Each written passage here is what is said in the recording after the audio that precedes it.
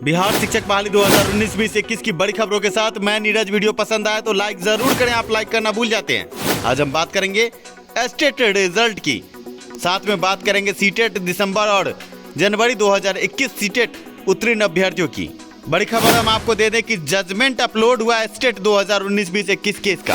इस बीच परीक्षा नियंत्रक और अभ्यर्थी के बीच की बातचीत का अंश भी आपको सुनवाएंगे। कब तक रिजल्ट आएगा, इस सवाल का जवाब परीक्षा नियंत्रक की जुबानी आपको सुनवाएंगे। इसके साथ ही हम आपको अधिवक्ता कृष्णा चंद्रा से भी रूबरू कराएंगे। TWJC 7793 के बड़े अधिवक्ता कृष्णा चंद्रा आज होंगे शिक्षा सुधार रोजगार के साथ। उन्होंने खोले हैं कई राज। पहले हम आपको BSV परीक्षा नियंत्रक के बोल से रूबरू कराते हैं। नियंत्रक का साफ तौर से कहना कि जैसे ही जजमेंट की कॉपी हमें मिलेगी, हम आगे रिजल्ट के लिए कार्रवाई करेंगे। और रिजल्ट कब प्रकाशित होगा, इस पर सुनिए उन्होंने क्या कहा। हेलो, बोलिए सर। गुड आफ्टरनून सर, मैं एसटीटी विद्यार्थी बोल रहा हूँ सर। सर रिजल्ट कब तक प्रकाशित होगा सर? ऑर्डर अभी नहीं आया है, दोनों केस का नहीं आया।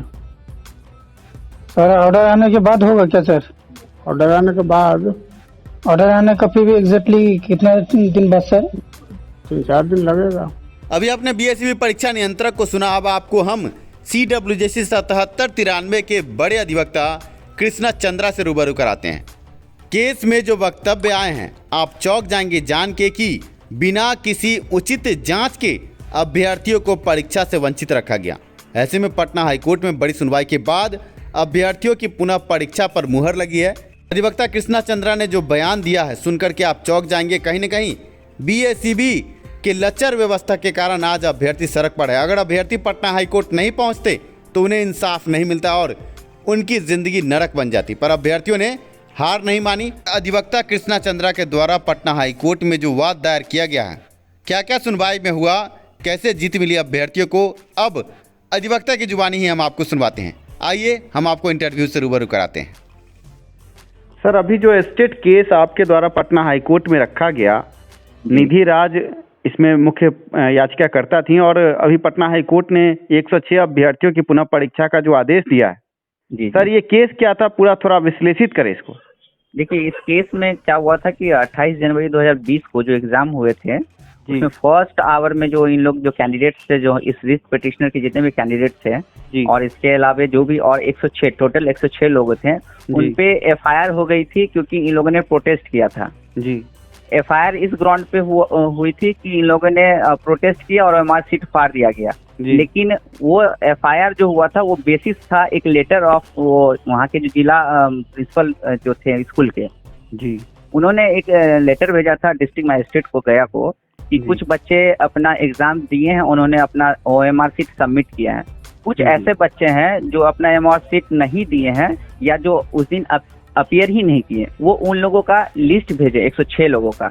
वो 106 लोगों पे इन लोगों ने FIR कर दिया बिना इंक्वायरी किए कि वेदर वो पार्टिसिपेट किए हैं उस प्रोटेस्ट में या वो हमारे सीट फाड़े हैं या उन लोग को क्वेश्चन पेपर मिला नहीं मिला, क्या हुआ, इसका कुछ इंक्वायरी नहीं हुआ। और इन लोगों ने सिर्फ चूंकि एक लिस्ट बना के भेजा गया कि 106 लोग उस एग्जाम में अपीयर नहीं हो पाए किसी भी रीजन से, तो इन लोगों ने उसको दूसरे तरीके से समझ लिया और इन पे बोला गया कि FIR कीजिए। और इवन डिस्ट्रिक्ट मजिस्ट्रेट बिना ये देखे कि FIR हुआ नहीं है, उन्होंने कह दिया कि FIR हुई है। इसके बाद वो इन लोग को पता भी नहीं चला ये FIR के बारे में। और इसी के बेसिस पे बोर्ड ने भी एक डिसीजन ले लिया कि चूंकि ये लोग प्रोटेस्ट में शामिल थे, इन लोग पे FIR हो गया है, इसीलिए इन लोग का कैंडिडेचर को ही रद्द किया जाए। कैंडिडेचर रद्द होने के बाद जब भी कोई भी नया एग्जाम, अगर ये एग्जाम हुआ तो इन लोग को फिर मिलना चाहिए था मौका जी। इन लोग को जब मौका नहीं मिला गया, जब इन लोग का एडमिट कार्ड डाउनलोड नहीं हुआ, तब इन लोगों ने पता किया तो पता चला कि इन लोग का तो कैंडिडेचर ही रद्द कर दिया गया है क्योंकि एक FIR ऑलरेडी हो चुका है। इसके बाद हम लोग कोर्ट में मूव किए उस समय जल्दी में, लेकिन चूंकि कोर्ट के पास उतना टाइम नहीं था कि वो सारा मैटर को जल्दी सुन सके। मीनवाइल एग्जामिनेशन कंप्लीट हो गया तो कोर्ट ने बोला कि ठीक है, जब एग्जामिनेशन हो गया तो हम इसको सुनेंगे, पहले जवाब आने दीजिए। जब जवाब आया तो जवाब सेटिस्फैक्टरी तो था नहीं क्योंकि कोई इंक्वायरी नहीं था, कुछ नहीं था, बस वो लोग रिट्रेट कर रहे थे कि चूंकि 106 लोग जो थे वो लोग पार्टिसिपेट किए थे प्रोटेस्ट में, इसलिए इन लोग पे FIR कर दी। कोर्ट ने इसको एक लिया कि आपने बिना इंक्वायरी किए, बिना कुछ फाइंडिंग दिए हुए कैसे आप FIR कर सकते हैं किसी, और खासकर उस बच्चे लोग पे जो एक एग्जाम देने आए हैं उसका अगर प्रोटेस्ट भी करेंगे तो उस पर आप FIR कर देंगे। तो इसके बोर्ड ने कोशिश किए अपने और जो कंडक्ट है उसको जस्टिफाई करने के लिए, लेकिन बाद में फिर बोर्ड ने बोला कि नहीं ठीक है, हम लोग इनके एग्जाम्स के लिए तैयार हैं। इन 106 बच्चों का हम एग्जाम 3 महीने के अंदर कंडक्ट करके उसका रिजल्ट आउट करेंगे। सर ऐसे में सवाल ये भी बनता है कि जब ये जिला स्कूल का जो घटना हुआ, ऐसा तो सिर्फ जिला स्कूल ही नहीं और अन्य जो भी जिले हैं वहाँ पर भी देखा गया है, उनके साथ क्या होगा सर? वहाँ भी तो हंगामा हुआ था, वहाँ एफआईआर हुआ कि नहीं ये हमें जानकारी नहीं, क्योंकि बोर्ड ने ऐसा कोई काउंटर में लिया नहीं। उन लोगों ने, बोर्ड ने सिर्फ ये कहा कि हंगामा बहुत जगह हुआ इसलिए हम लोग कैंसिल कर रहे हैं पूरे एग्जाम्स को, री एग्जामिनेशन दे रहे हैं। लेकिन सिर्फ गया +2 स्कूल जो है जिला स्कूल, सिर्फ वहाँ पे ही एक एफआईआर का बात आया और एक सहरसा में एफआईआर का बात आया जी। बस ये 2 जगह एफआईआर हुई है, लेकिन वहाँ पे एफआईआर कोई नेम्ड है या नहीं है उसका तो हमें जानकारी नहीं है, लेकिन यहाँ पे 106 बच्चे नेम्ड हैं। सर अभी जैसा कि हमने ओरल ऑर्डर पढ़ा है, हाईकोर्ट का जजमेंट पढ़ा, उसमें साफ तौर से आपकी तारीफ भी की गई है माननीय न्यायाधीश द्वारा। आप हमें बताएं कि सुनवाई जब हो रही थी उस वक्त का जो सिचुएशन था, उस वक्त क्या क्या दलील रखी गई, अगर आप विश्लेषित कर सके तो।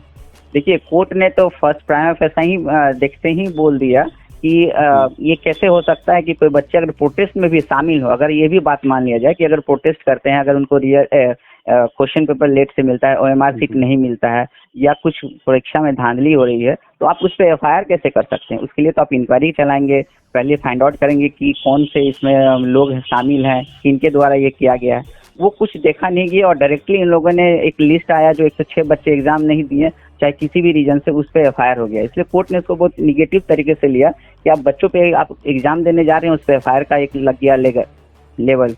तो इसलिए कोर्ट ने ये कंटिन्यूसली कहा कि नहीं, एफआईआर तो नहीं होना चाहिए, लेकिन चूंकि एफआईआर हो चुकी है तो उसको तो कोर्ट अब कुछ कर नहीं सकता, क्योंकि वो तो फिर अब जो प्रोसेस है, लीगल प्रोसेस, उसी के थ्रू अब एफआईआर को चैलेंज किया जा सकता है। लेकिन जहां तक रीट कोर्ट की बात थी तो कोर्ट ने डायरेक्टली कहा कि हम इसको एक्सेप्ट नहीं कर सकते हैं और आप अगर इस पे कार्रवाई नहीं करते हैं जो ऑफिसर्स हैं, तो फिर हम इस पे ये एक्शन लेंगे। तो बोर्ड ने अपनी गलती को स्वीकार करते हुए ये बोला कि नहीं ठीक है, हम लोग एग्जाम ही ले लेते हैं। सर अब तो जैसा कि जजमेंट आ गया है, तो अब क्या आपके तरफ से बीएसईबी को कोई लेटर दिया जाएगा कि बीएसईबी स्वतः संज्ञान लेने के बाद आप लोग के लिए कोई नया निर्देश जारी करेगी जो अभ्यर्थी उनके लिए? नहीं, कोई नया निर्देश तो ऑलरेडी आ गया है कि 3 महीने के अंदर आपको एग्जाम्स कंडक्ट करने हैं, और ये चूंकि अंडरटेकिंग लिया है बोर्ड ने, तो बोर्ड को तो कंप्लाई करना ही होगा, और वो नहीं करेंगे तो 3 महीने के बाद वो कंटेम्प्ट ऑफ कोर्ट हो जाएगा। नहीं सर, ऐसा होता है कि जब भी कोई जजमेंट आता है तो जो भी पटिशनर होते हैं जी, उनके तरफ से बीएसईबी को या जो भी विभाग होता है उसको रिप्रेजेंटेशन भेजा जाता है कि ये हमारे केस में ऑर्डर आया है, इस पर उचित जल्द से जल्द कार्रवाई किया जाए। ये तो इंडिविजुअल कोई किसी केस में ऐसा ऑर्डर होता है, कोई एक अभ्यर्थी के लिए या कोई एक पर्सन के लिए, तो नॉर्मली वो लोग क्या करते हैं कि हम लोग रिप्रेजेंटेशन डाल देते हैं, क्योंकि कोर्ट का भी डायरेक्शन होता है कि you file a representation with in a such time, और उसके बाद उस पर एक्शन लेंगे। लेकिन चूंकि यहाँ पे तो चूंकि 106 बच्चे की बात है और ये पूरे बड़े लेवल पे एग्जाम्स को लेने होंगे, तो बोर्ड चूंकि अपियर कर रहे थे और उन्होंने चूंकि जो हमारे लर्नेड ईजी साहब हैं, उन्होंने खुद ही ये दिया अंडरटेकिंग कि हम लोग एग्जाम्स कंडक्ट करेंगे, उसी ग्राउंड पे ही कोर्ट ने भी इसको एक्सेप्ट करते हुए डिस्पोजल किया है। तो हमें लगता है कि कोर्ट इसमें जल्दी ही निर्णय लेके एग्जाम्स कंडक्ट कराएंगे। सर सवाल ये भी बनता है कि कब तक ये परीक्षा हो पाएगी, और जो अभी रिजल्ट अटकी पड़ी है जी, और ये तो आपसे हम पूछ नहीं सकते, पर फिर भी मतलब क्योंकि आप एक अधिवक्ता है, क्या इस आपके जो 106 अभ्यर्थी है उनकी परीक्षा से पहले जो स्टेट का रिजल्ट रुका पड़ा, क्या वो रिजल्ट आ सकता है?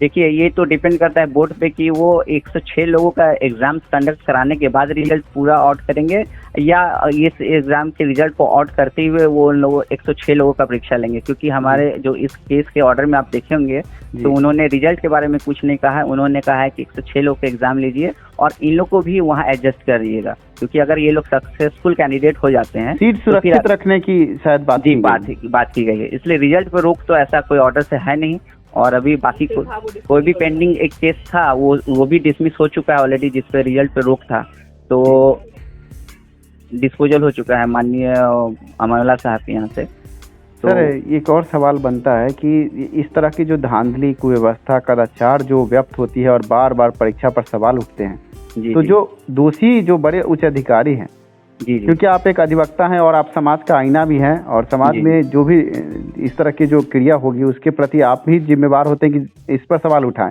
तो हम आपसे ये पूछना चाहेंगे कि अभी जो इस तरह का हुआ, 106 अभ्यर्थियों के साथ जो खिलवाड़ हुआ, साथ में कोरोना काल में अभ्यर्थियों की परीक्षा ले ली गई बिना किसी गाइडलाइन के, बहुत सारे अभ्यर्थी बिहार से बाहर भी थे। बाहर भी सर, आपको जी। क्या लगता है जो उचित कार्रवाई अधिकारियों पर होनी चाहिए, होनी अनुशासनिक चाहिए, इस तरह का जो एकदम कार्य होनी होता है ये चाहिए, होनी चाहिए, लेकिन अकाउंटेबिलिटी अभी हमारे यहाँ जो कानून है उस तरह के नहीं है कि अकाउंटेबिलिटी फिक्स करके दोषी अधिकारियों के खिलाफ कोई भी कदम उठाए।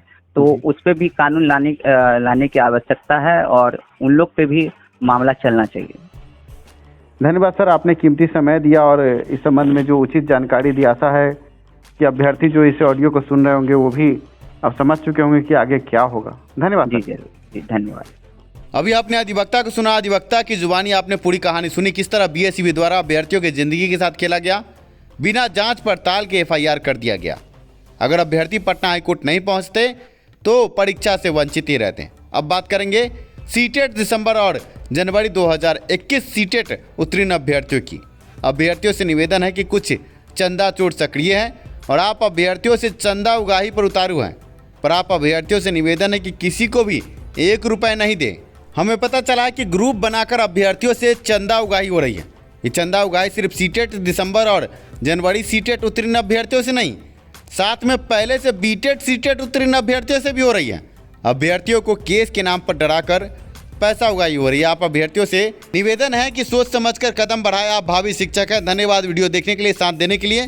शिक्षा में सुधार हो, सभी के पास रोजगार हो। मिलते हैं अगले वीडियो में।